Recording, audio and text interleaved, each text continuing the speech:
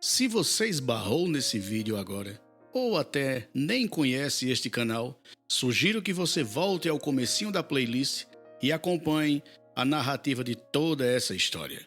Nas descrições desse vídeo você encontra o link para essa playlist. Capítulo 2 – Viagem sem retorno. Era uma noite de lua cheia. O céu estava bonito, o topo da montanha iluminado, o vento fresco que vinha do mar batia em meu rosto de leve. Eu comecei a abrir o meu coração com um amigo que, sentado na soleira da cabana, me ouvia em silêncio, sem me interromper. Conforme eu falava, sentia que um peso enorme era retirado de dentro de mim. Eu revia a minha vida passada. Parecia que o tempo era curto para tudo o que vivi. Fui um rapaz como qualquer outro dos dias de hoje. Sonhador, alegre e confiante. Nasci no campo. Eu era feliz com a minha família. Não tínhamos luxo algum. Éramos pobres e trabalhadores. Fui um lavrador como meu pai e meus irmãos. Colhíamos no inverno e guardávamos o suficiente para suprir nossas necessidades nos tempos difíceis. Às vezes, mais de 2 anos passavam sem chuva, mas sobrevivíamos a todas as secas sem que faltassem alimentos. Aos 19 anos, conheci Maria na festa de casamento do meu irmão mais velho. Foi amor à primeira vista. E logo estávamos namorando e fazendo planos para noivar e casar. Com a ajuda do meu pai e dos meus irmãos, construí uma pequena casa nas terras da família. O inverno estava ótimo, as plantações davam gosto de ver. Eu fazia cálculos. Tirando o suficiente para o sustento, ainda sobraria uma boa parte que eu poderia vender e com esse dinheiro comprar um cavalo para dar de presente a Maria. Minha noiva plantou flores ao redor de nossa futura morada. Apesar de muito simples, parecia um palácio colorido e perfumado pelas flores que desabrochavam em abundância. Nosso casamento foi na igrejinha do povoado, onde morava a minha noiva, e havia muitos convidados por parte das duas famílias. Um leitão, um peru e algumas galinhas foram abatidas para servir aos convidados. Não faltou vinho ou cachaça. Um sanfoneiro foi contratado para alegrar a festa e os convidados dançaram e se divertiram à vontade. Maria era uma companheira em tanto. Trabalhava comigo na roça, lidava com a casa e ainda me ajudava a cuidar dos nossos animais. Nos fins de semana, ela cuidava da roupa e eu ia caçar ou pescar. Isso nos ajudava muito na alimentação. 1 ano e meio depois, nasceu nosso primeiro filho. Um belo menino. Foi a maior alegria da minha vida. Não aguentei de tanta emoção e chorei apertando-o em meus braços. Nós o chamamos de Jonas. A vida era boa demais. Eu me sentia o homem mais feliz do mundo. Mesmo com a falta d'água, a gente ia vivendo, pois o camponês é forte e resiste a muitos sofrimentos. Passaram-se 10 anos. Tínhamos 3 filhos. Mas Maria andava magra e pálida, reclamava de muitas dores. Eram chás, remédios daqui e dali, porém nada de ela melhorar. Meus filhos, ainda tão pequenos, ela falava de vez em quando com os olhos cheios de lágrimas. Como eu gostaria de vê-los crescerem, mas sei que não verei isso. Cuide deles, pelo amor de Deus. Se acontecer algo comigo, refaça a sua vida e encontre alguém que goste de você e dos nossos filhos. Eu ficava zangado e respondia: pare de falar bobagens, mulher. Se Deus quer levar um de nós, que seja eu, pois não vivo sem você. Mas no fundo, eu temia que algo ruim pudesse acontecer. Ela já não tinha o mesmo brilho nos olhos, estava magra e cansada. Um dia eu estava na roça com o meu filho Jonas, quando uma das meninas chegou ofegante me chamando. Disse que a mãe caiu e não se mexia. Larguei a enxada e saí correndo, com o coração disparado, até o local onde ela estava caída. Cheguei no terreiro de terra batida que rodeava nossa casa e vi Maria estendida. Minha filhinha de 3 anos chorava e chamava por ela. Peguei-a nos braços para levá-la até nosso quarto.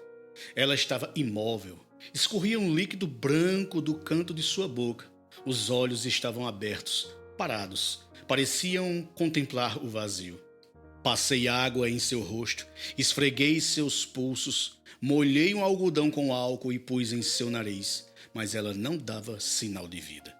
Nisso chegava minha mãe e uma vizinha. Ao examinar Maria, a mulher olhou para minha mãe e balançou a cabeça. Minha mãe passou a mão lentamente sobre o rosto de Maria e ela fechou os olhos, como se dormisse. Maria está morta, meu filho, e você precisa ser corajoso neste momento. Você tem os seus filhos para criar, e se Deus quis assim, vamos aceitar a vontade dele. Nós estamos do seu lado. Agarrei-me ao corpo de Maria e gritei entre lágrimas. Não via mais nada em minha frente. A casa ia ficando cheia de gente, mas eu não me lembrava nem dos meus filhos. Sentia apenas a tristeza que abateu a minha alma e não parei para pensar no sofrimento deles diante do corpo morto de sua mãe. Enterrei aquela que era a minha vida e me ausentei de tudo e de todos. Nada mais tinha sentido para mim, nem os meus filhos me davam ânimo para viver. Tamanho era o meu sofrimento. Minha mãe e minhas irmãs davam banho nas crianças, lavavam as roupas sujas, arrumavam a casa, tentavam abrir meus olhos, mas eu estava cego. Eu, que antes era apaixonado pelos meus filhos, naquele momento mal tocava neles. A minha filha menor, de 3 anos, vivia chorando dia e noite, chamando pela mãe. Eu não tinha paciência com ela e gritava para que se calasse. Comecei a espancar os meus filhos por nada. Só a presença deles me incomodava. Jonas, o mais velho, em alguns momentos tentava se aproximar de mim, trazia-me um prato de comida, ficava calado me olhando. Em outros, chorava debruçado nos joelhos. O que eu fazia? Gritava com ele para sair de perto de mim. Para a companhia, só a bebida me interessava. Eu me afogava em cachaça todos os dias.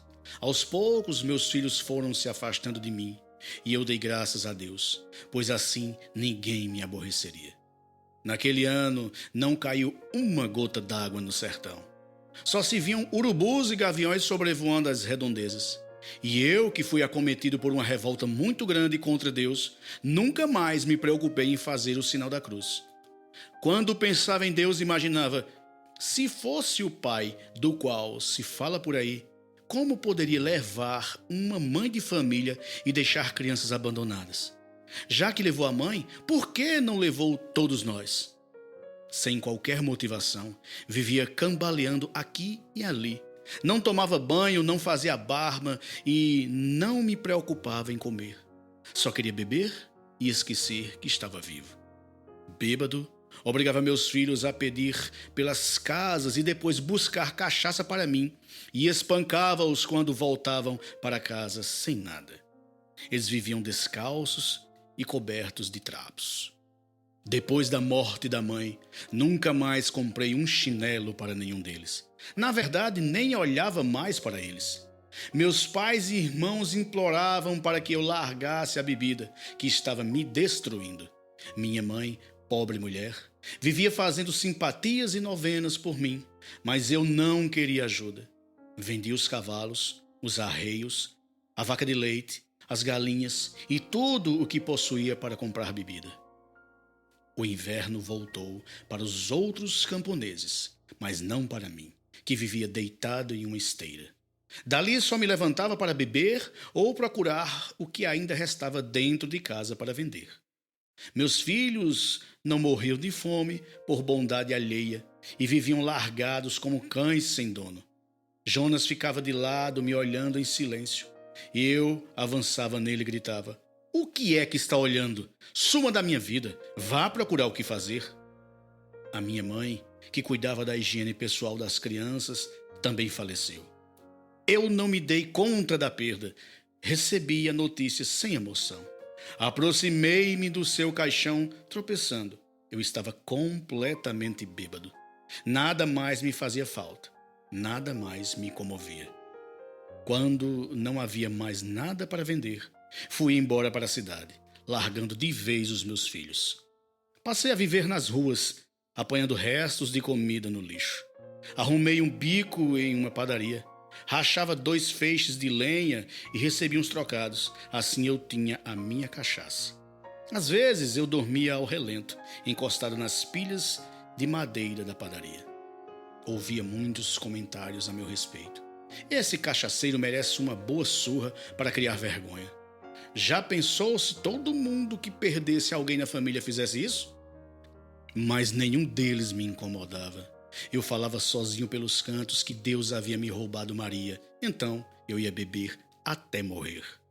Um dia eu estava limpando um chiqueiro, um outro bico que arrumei, quando avistei meu pai com meu filho mais velho. Eles se aproximaram de mim e, chorando, imploraram para que eu voltasse com eles. Naquele instante, diante deles, eu tive um momento de emoção. Chorei também e desejei voltar a ser o que eu era antes. Eles me animaram.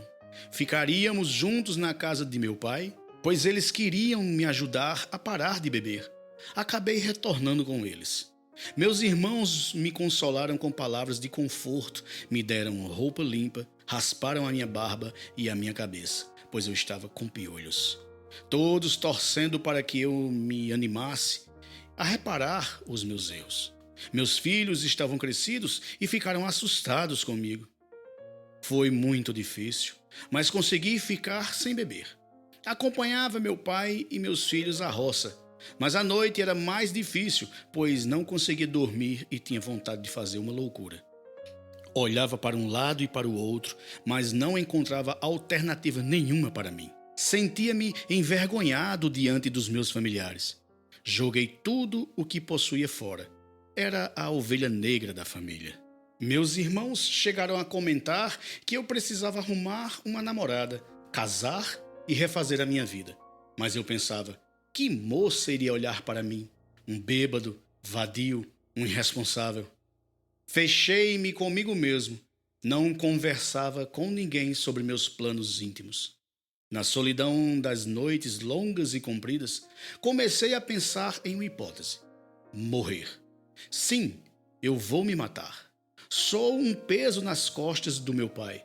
Sou a vergonha dos meus filhos. Não posso dar nada para eles. Morrer é um alívio para todos, inclusive para mim. Uma noite, virando na cama para lá e para cá, tomei uma decisão. Vou me enforcar. Assim eu descanso e dou descanso para os outros que vivem com medo de que eu venha fazer novas besteiras. Uma coragem imensa tomou conta de mim. Planejei tudo. Iria levantar cedo, pegar uma corda e, antes que alguém acordasse, eu já teria me enforcado.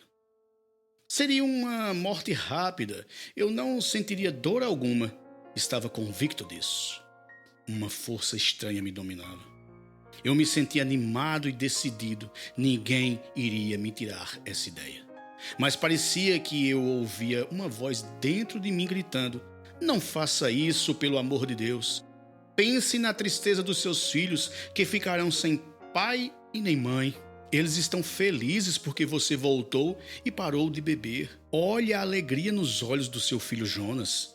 Não faça isso, filho. Pense em Deus. Tenha forças. Você vai encontrar um caminho. É só ter paciência. Levante-se. Vá beber um copo de água. Olhe para o céu. Converse com as estrelas. Fique sentado observando as constelações. Fale com Deus em seu coração. Pensei em Maria. Como seria bom se ela pudesse voltar. Eu teria forças para lutar com o mundo inteiro, mas ela jamais voltaria para mim. Estava morta.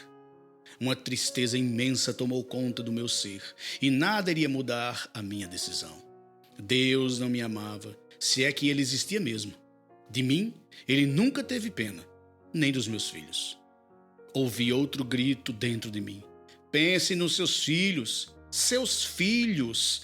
Senti um aperto no coração pensando neles. Como iriam se sentir sem pai nem mãe? Mas algo ecoava de outro ponto do meu cérebro. Eles crescerão e cada um cuidará da sua vida. E você ficará do mesmo jeito. Mate-se, acabe com tudo. É isso mesmo. Vou me matar e pôr um fim nisso tudo. Está decidido. Não quero e não vou passar outra noite neste quarto. Fiquei descontido com meus pensamentos o resto da noite. Não consegui fechar os olhos. Peguei uma caneta e uma folha de papel e escrevi: Meu pai, irmãos e filhos, perdoe-me se eu vou fazê-los sofrer, mas foi o único caminho que encontrei para ter paz. Vocês fizeram tudo para me ajudar. Eu tentei, mas não consegui levar uma vida normal. A solução é partir de uma vez por todas. Faço isso para o meu próprio bem e para o de vocês, pois nada tenho de bom para deixar. Agradeço a vocês que tentaram me ajudar. Deixei a carta em cima da cama. Assim que percebi os primeiros raios da aurora, eu levantei-me, vesti-me e saí descalço na ponta dos pés, para não acordar ninguém. Peguei um laço de corda e segui até os espinheiros. Escolhi um tronco com todo cuidado. Subi, amarrei bem a corda, certifiquei-me de que o galho não quebraria com o peso do meu corpo e de que a corda estava firme. Fiz o laço para enfiar no pescoço e olhei à minha volta. Um gavião grasnou lá do fundo dos espinheiros, fazendo que eu me virasse.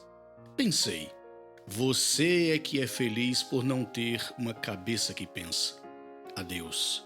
Eu não quero mais saber deste mundo. Fique com ele para você. Olhei para a casa de meu pai. Ali ainda restava algo que estremecia o meu coração. Os meus filhos. Mas nem por eles eu queria continuar vivendo. Lembrei-me de Maria, tão bonita, meiga e carinhosa.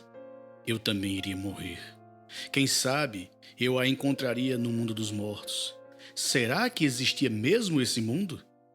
E as vozes gritavam dentro de mim: Não faça isso, pelo amor de Deus. Não faça isso.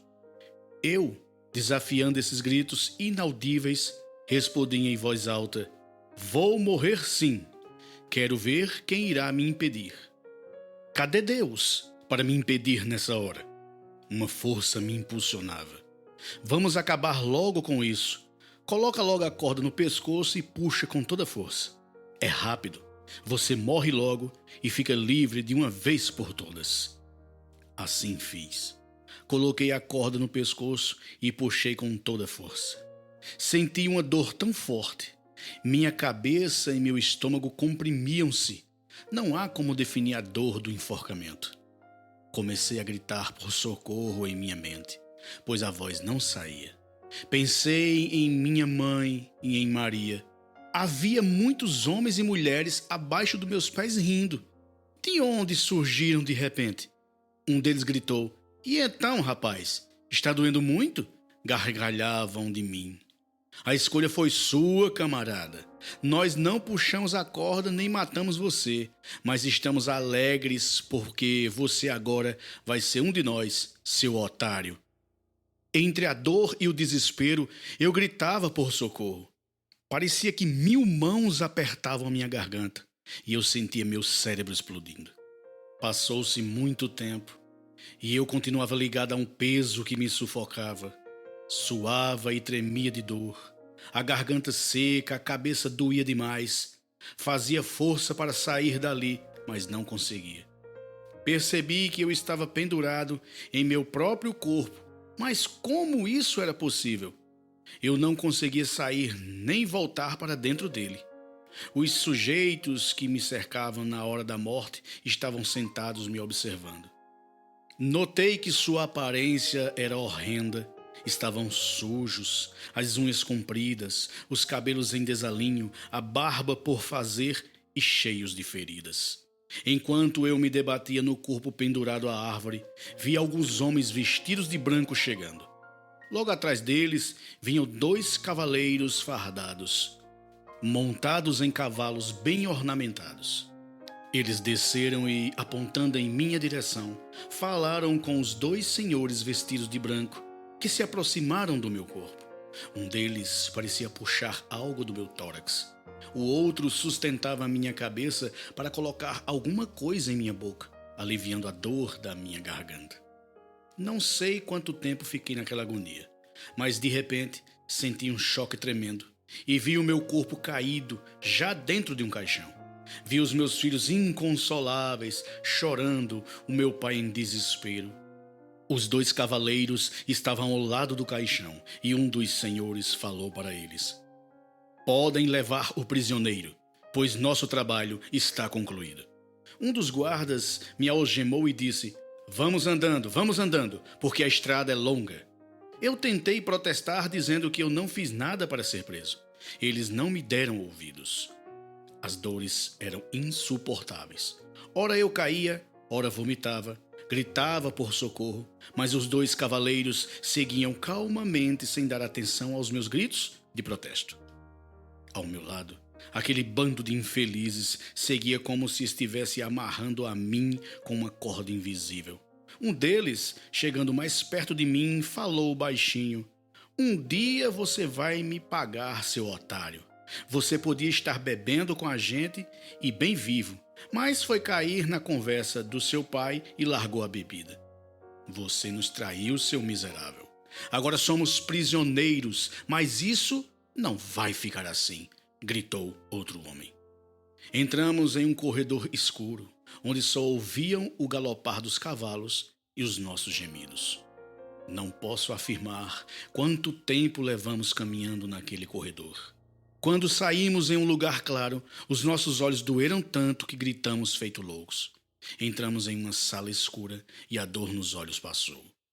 Um senhor de meia idade, com uma farda brilhante, acompanhado por 2 moças, também entrou. Eles eram luminosos. Não era possível ver seus rostos, pois a luz deles incomodava nossos olhos. Uma das moças falou o meu nome, minha idade, lugar onde eu nasci, nome dos meus pais, esposa e filhos. Terminou acrescentando: faltavam 47 anos para que ele cumprisse a sua estada na terra. Infelizmente, precipitou-se, tomando o caminho errado. Muito bem, respondeu o senhor. Leve-o para a zona de isolamento, onde ficará incomunicável e só receberá visitas dos nossos irmãos autorizados. No tempo certo, ele sairá da cela, quando deverá ser julgado pelo crime. Enquanto isso, que seja cumprida a lei. Os demais ficarão com ele na mesma cela, ajudarão uns aos outros na reconstrução de suas obras. Um soldado armado com espada e lança seguia na nossa frente pelo corredor sombreado. A única luz era uma tocha pregada no alto do corredor. Atrás do nosso grupo vinham mais 2 soldados armados. Descemos as escadarias e chegamos a um lugar escuro e úmido, onde se ouviam gritos e gargalhadas vindos de todos os lados. O soldado da frente abriu uma porta de ferro e retirou nossas algemas. Fomos entrando naquele lugar escuro e apertado, sem noção alguma de onde nos encontrávamos. Quando entrou o último prisioneiro, o guarda fechou a porta por fora e saiu calmamente sem olhar para trás. Não havia bancos, camas, água, nada. O chão era úmido e as paredes geladas. Os meus companheiros de infortúnio vieram feito loucos para cima de mim. Foram pontapés, socos e palavrões. Tentei me defender deles, mas levei a pior, pois eles eram muitos e eu estava sozinho. Caí no chão sem forças. A dor era imensa. E eu já não sabia se aquilo era real ou pesadelo. Minha cabeça doía muito. Minha garganta estava seca. Nesse estado mental, adormeci.